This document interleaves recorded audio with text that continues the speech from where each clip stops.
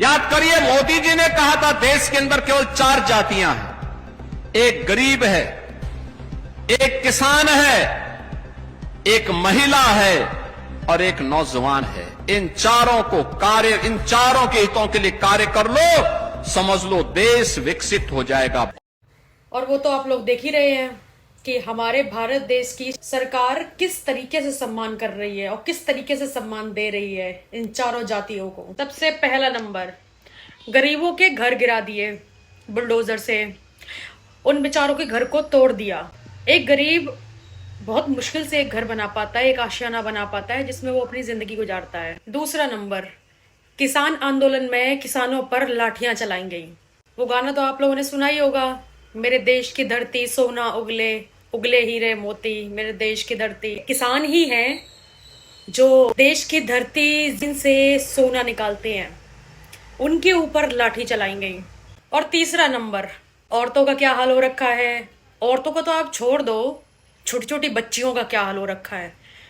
3 साल की, 3 महीने की, 5 महीने की, 10 महीने की बच्चियां, उनके साथ क्या हो रहा है ये आप सभी जानते होंगे। कारी सरेआम घूम रहे हैं, उनको जेल में डाला जरूर जाता है लेकिन कुछ टाइम के बाद उनको बाहर निकाल दिया जाता है। तो ये तो इज्जत हो गई है महिलाओं की इस देश में। और चौथा, इस देश का नौजवान। लोग बोलते हैं कि देश का जो नौजवान होता है, देश की जो यूथ होती है, वो देश की मजबूत नींव होती है।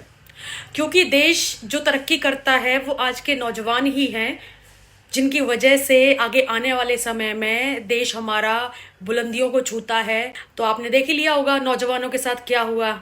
जंतर मंतर पे नौजवानों पे लाठी चलाई गई, आंसू गैस के गोले फेंके गए, तो कहीं पर गोलियां चली। सोचने वाली बात है, उन पे गोलियां बरसाई जा रही हैं, लाठियां बरसाई जा रही हैं। क्या ये लोग आतंकवादी थे? क्या बताएं। ये लोग इसी तरीके से इस देश को विकसित करना चाहते हैं।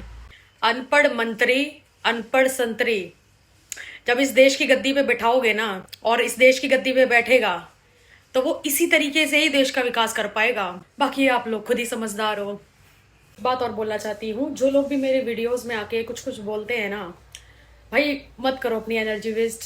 जो लोग नेगेटिव कमेंट्स करते हैं मत करो, क्योंकि जेन्युइनली आप मुझे नहीं जानते हो कि मेरे को फर्क पड़ता है नहीं पड़ता। टू बी ऑनेस्ट, मुझे रत्ती भर भी फर्क नहीं पड़ता। तो इट्स ओके, बाकी देख लो आप लोग, जो करना है वो करो।